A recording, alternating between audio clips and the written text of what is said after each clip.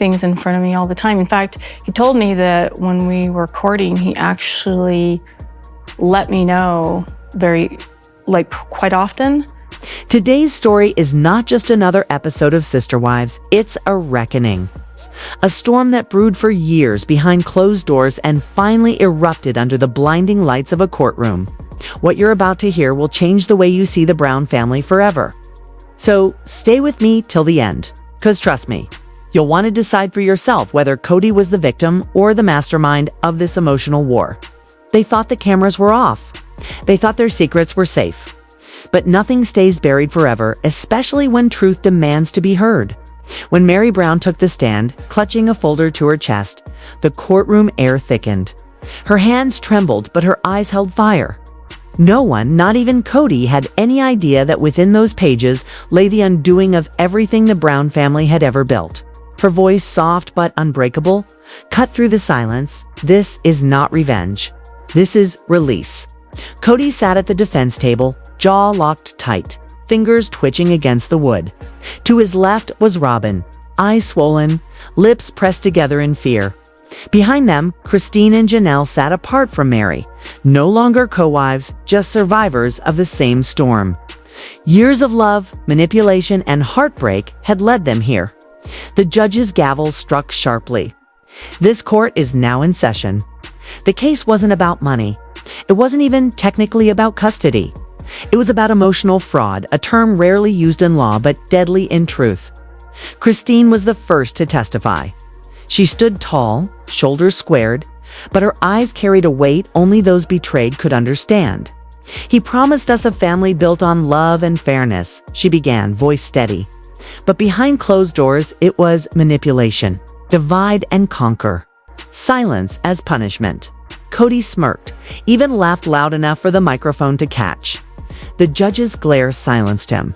Christine's next words froze the air. "He told me to distract Meri to keep her busy because Robyn was better for the image. And when I refused, he withheld affection like a weapon." The courtroom buzzed. Then came the text messages. Exhibit B, Kody's late-night messages to Robyn. "She'll believe anything if you cry. Just make her feel heard." Gasps. Actual audible gasps. Even Robyn went pale. The judge called for order, but this was just the beginning. Then, slowly, Meri stood. Her every step toward the stand was heavy with years of silence.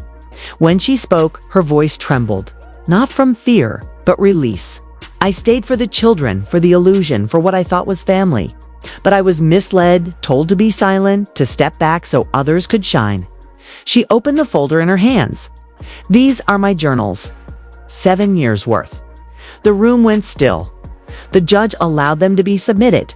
Inside were pages documenting nights of tears, moments of gaslighting, therapy sessions where Robyn interpreted her emotions, and holidays Kody had missed without a word.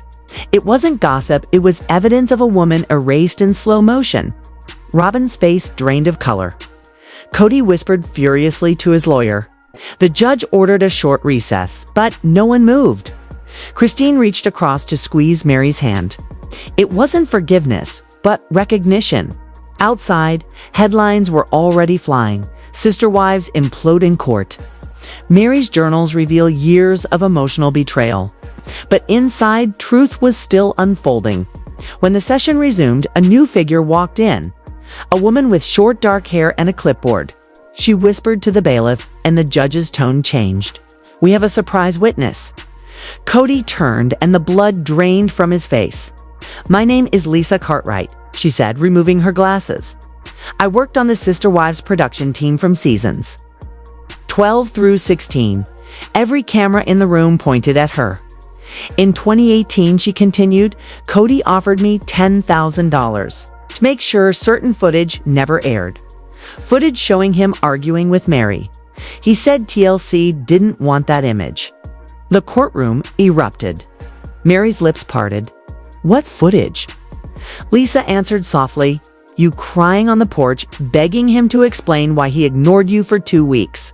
It was raw, and he buried it." The truth hit like a wave. Tears welled in Meri's eyes. The betrayal wasn't just in lies. It was in the truths stolen from her. from the audience, from all of us who believed in their love story. But Lisa wasn't done. She revealed another clip, Robyn coaching Meri before an interview, whispering, "Don't mention the separation. It's not time yet." Kody had been standing right there. Meri gasped, "I thought I was paranoid." Lisa replied gently, "You weren't. You were being controlled." The silence that followed was suffocating. Then came Christine again, recalling her email from the day she decided to leave. She read the highlighted line aloud. "This isn't plural marriage. It's dictatorship. Robyn gives the orders, Kody enforces them, and we suffer in silence." Kody slammed his hand on the table. The judge glared. "One more outburst, Mr. Brown, and you'll be escorted out." Then Janelle took the stand. Calm, poised, but her words hit harder than any outburst. "I stayed quiet because I thought it was noble," she said. "But silence cost us. My sons watched their father ignore them. My daughters were told not to question him. That's not leadership. That's control." She lifted a photo, Gabe's birthday. Kody didn't show. He didn't call. And when I asked why, he said, "I don't celebrate pity parties." You could hear hearts breaking in that silence. When the judge announced a recess, no one moved. The truth had paralyzed the room. Finally, Robyn stood. Her voice shook, but she said the words everyone had been waiting for. "I'd like to testify." The room froze. "Yes, under oath," she added. She faced the others, tears streaming freely now. "I know what I look like. The manipulative wife. The favorite. The one who ruined everything. But I never meant to replace anyone. I loved them all. I thought we were a team. But I followed Kody's lead out of fear." "Fear of what?" asked the prosecutor. She looked straight at Kody. Fear of him. The gasp that followed was pure electricity. Kody looked stunned. Robyn continued, "He decided who was in and who was out. If you questioned him, you were punished. I stayed quiet because I was afraid of losing him, and everything else." Meri cut in bitterly. "But you gained, didn't you?" Robyn nodded, sobbing. "Yes, and I live with that shame every day." The power dynamic in the room shifted like tectonic plates. For the first time, Robyn wasn't the protected one. She was exposed. And just when it seemed the storm had calmed, the prosecutor pulled out one final piece of evidence. A voicemail, recorded February 2022, unreleased until now. She pressed play. Kody's voice filled the room. "I don't care what Meri says. She's irrelevant. Let her cry. She crawled back when she realizes she's got nothing else. She always does." Meri's tears finally fell. It wasn't anger this time. It was release, the kind that only comes when truth finally burns away illusion. The judge stood. "Court is adjourned until tomorrow morning at 9 a.m. We will review sealed files and further evidence." As everyone rose, the energy in the room was different. It wasn't a family anymore. It was a battlefield of truth. Meri stayed seated, eyes closed, tears drying on her cheeks. Outside, cameras flashed and headlines exploded. But inside that room, one truth echoed louder than all.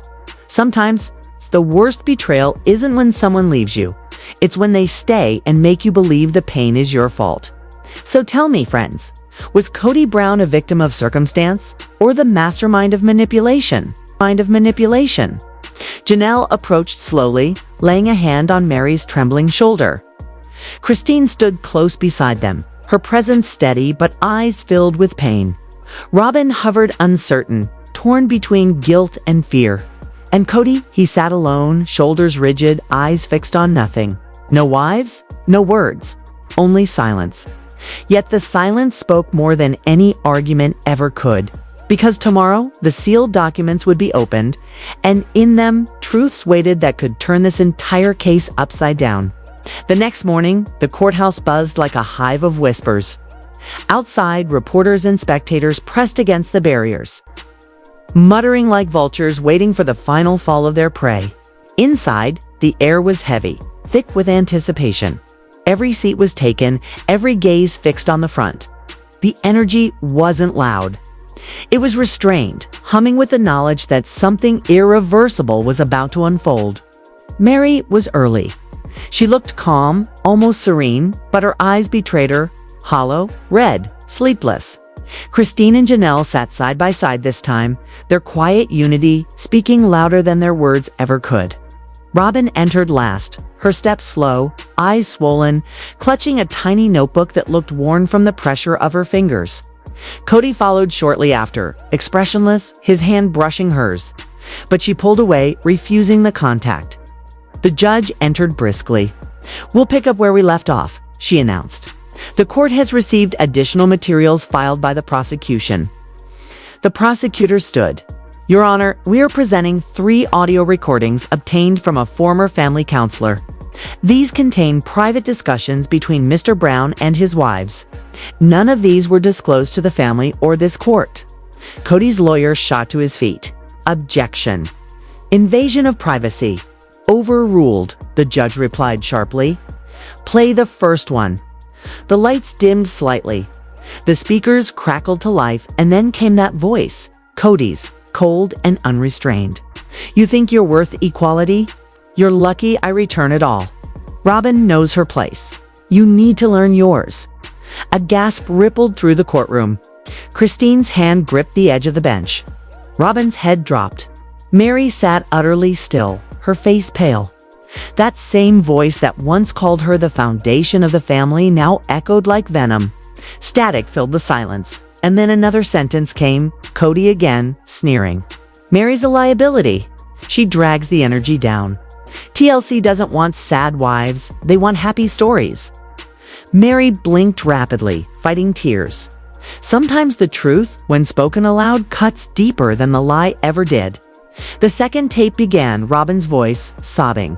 "Please, Kody, don't make me do this. I can't keep pretending on television. They'll despise me." Kody's reply came back cold. "Then cry prettier." The room froze.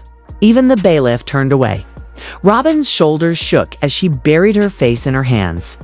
"I didn't want that broadcasted," she whispered. The judge leaned forward. "Mrs. Brown, can you confirm the authenticity of this recording?" Robyn nodded through tears. "Yes, word for word." The prosecutor took a breath. "Your Honor, we have one more recording." The third tape began to play, a conversation between Kody and the counselor. "I can't love Meri anymore," Kody said flatly. "I can't even look at her. But if I divorce her, it ruins the show. So I'll make her leave on her own." A stunned murmur swept through the courtroom.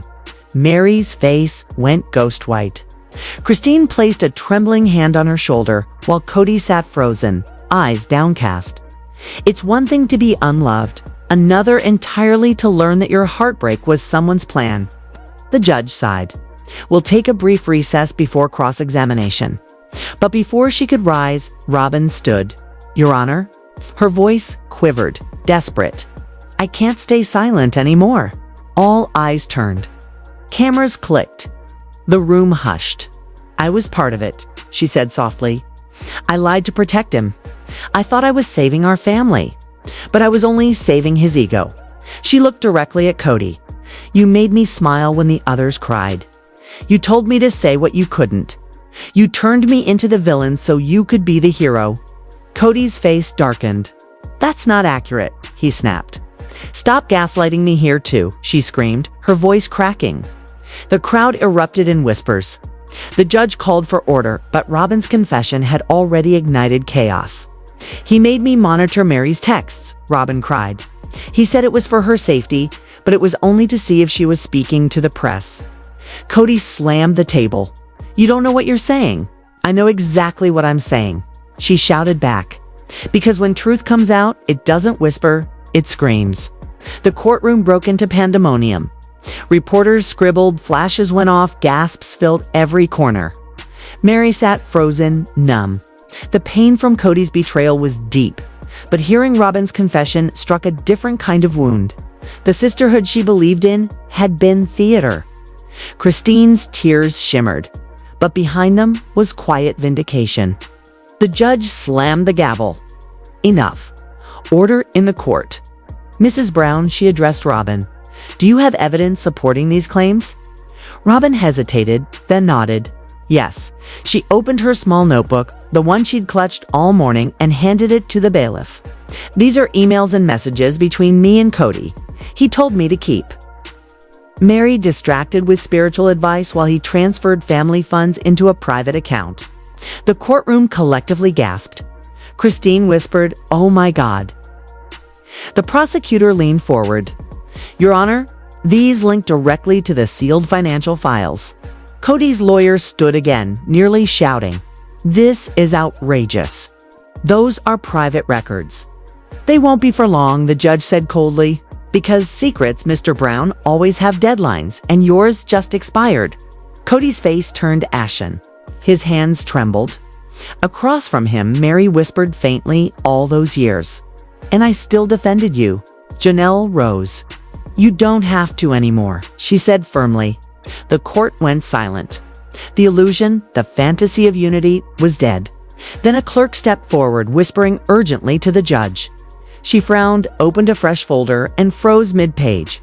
"What is this?" she demanded. "Documents just received from the Federal Financial Bureau," the clerk said quietly.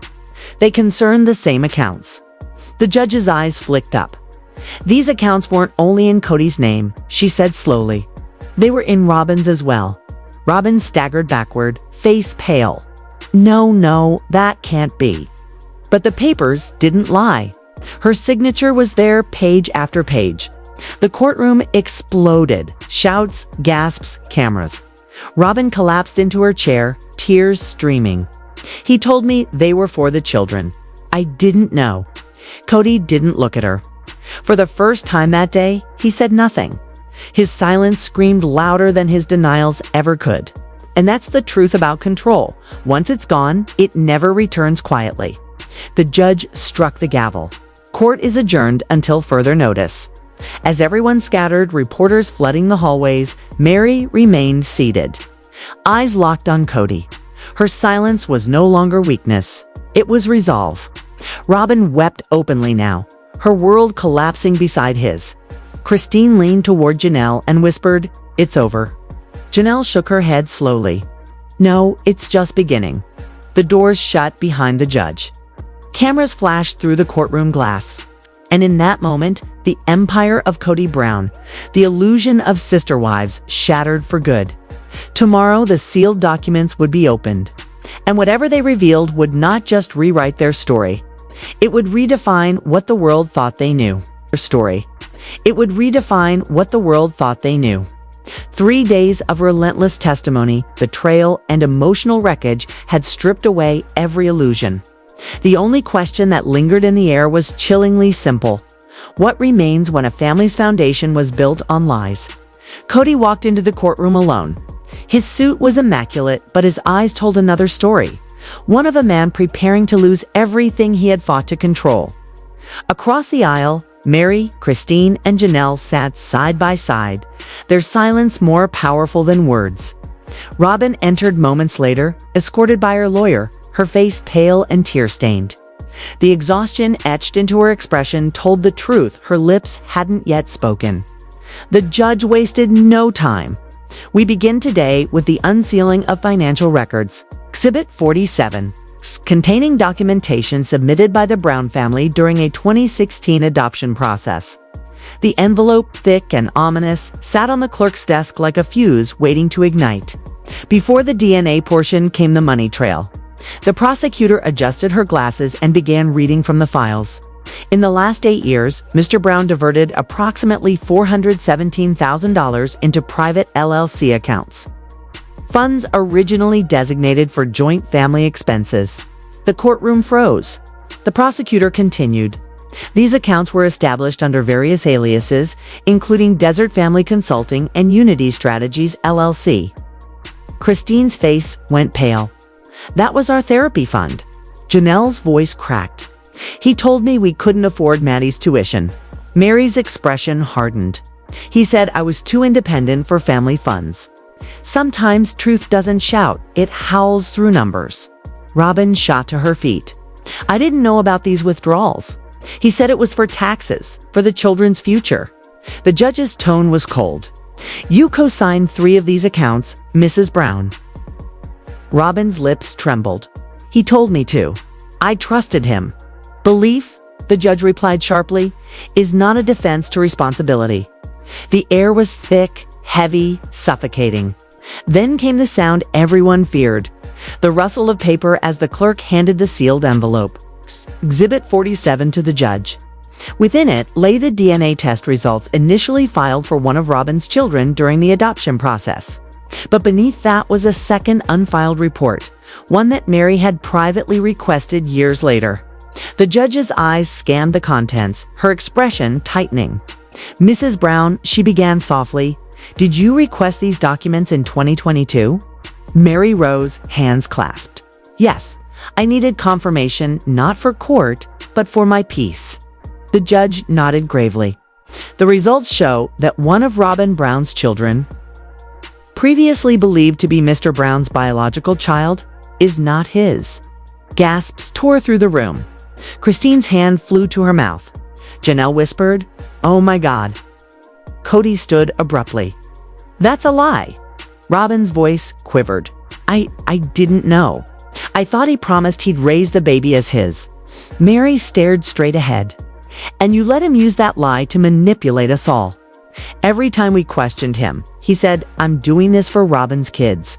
And you let him?" Robyn collapsed into her chair, sobbing. The truth had finally found a voice. Then Christine stood up, uninvited but unstoppable. "For years we were told to perform, to smile, to uphold Kody's fantasy of a perfect family. We cried behind closed doors so that he could look like the hero on camera. He didn't love us. He managed us."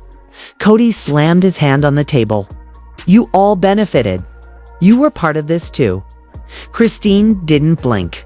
"We were wives. You were a businessman. That's the difference." Janelle rose next.com, yet firm. "I stayed longer than I should have because I thought he was overwhelmed. But now I know he wasn't burdened by love. He was addicted to control." She turned to the judge. "Your Honor, I support Meri's case completely. This wasn't confusion. It was calculated." The courtroom fell silent. And then, unexpectedly, Robyn's voice broke through the quiet. "I'll testify for Meri." Kody's head snapped around. "Don't you dare." Robyn wiped her tears. "I was scared before, but if I stay quiet again, I'll stay scared forever." The judge nodded. "We'll reconvene tomorrow for closing statements." As the courtroom emptied, Kody sat motionless, the once commanding patriarch reduced to a silent figure of ruin. And for the first time in years, the wives left together, not as a family, but as free women walking into their own futures. The final day the courthouse was silent that morning. No shouting, no chaos, just a strange stillness before the verdict. Inside, every seat was taken. This wasn't just a trial anymore. It was history unfolding. The judge entered briskly. "We are here to deliver final judgment in the case of Meri Brown versus Kody Brown for emotional fraud, financial concealment, and misrepresentation under plural marriage structure." Before the arguments began, the prosecutor announced, "The court recognizes additional testimony filed last night by Robyn Brown." Robyn's hands trembled. "Kody instructed me to send Meri false texts about forgiveness and healing, to keep her distracted while he transferred family funds into a private account. I went along with it because I was terrified of losing him." Murmurs rippled through the courtroom. Kody's face turned crimson. "You're lying to save yourself." Robyn whispered, "Maybe, but I'm done lying for you." The prosecutor delivered her closing statement with calm fury. "This is not about fame. It's about faith broken and trust weaponized. Mr. Brown turned family into business, affection into manipulation, and sisterhood into strategy." The defense tried to fight back. Mr. Brown was under pressure. "This isn't fraud, it's human failure." But Kody's own glare destroyed that argument. He wasn't remorseful. He was enraged. Finally, the judge spoke. "Mr. Brown, you've built your life on faith and family, but both require honesty. You used neither." She took a breath. "The court finds Kody Brown guilty of emotional manipulation, financial concealment, and coercive behavior causing psychological harm to Meri, Christine, and Janelle Brown. The courtroom gasped. The judge continued, while no criminal penalty applies. Damages of $192,000 are awarded to Meri Brown. Additionally, Mr. Brown is legally barred from using the likeness or stories of these women in future projects without written consent. Kody's jaw tightened. He didn't speak, didn't move. He simply stared into the void of his own downfall. Meri stood. "Your Honor, may I?" The judge nodded. Meri's voice was steady. "I wanted justice when I came here, but what I found is peace. Kody, I forgive you. Not for your sake, for mine." For a fleeting second, Kody's face softened, then hardened again, as if forgiveness was a language he no longer understood. The gavel came down. Court adjourned. Outside, reporters swarmed, cameras flashing, but the lenses didn't follow Kody anymore. They followed the women walking out side by side, unbroken, unafraid, and finally free. Weeks later, quiet updates emerged. Meri bought a cabin in Montana. Christine remarried. Janelle launched a mentorship program for women leaving polygamous homes. Robyn moved to Utah, choosing silence over spectacle. And Kody? He vanished from the spotlight. No show, no followers, no wives. Because when truth finally speaks, control no longer survives. And now the question remains, did Kody ever truly love them? Or did he only love ruling over them? Tell me your thoughts below. The truth, after all, always deserves a witness. The truth, after all, always deserves a witness.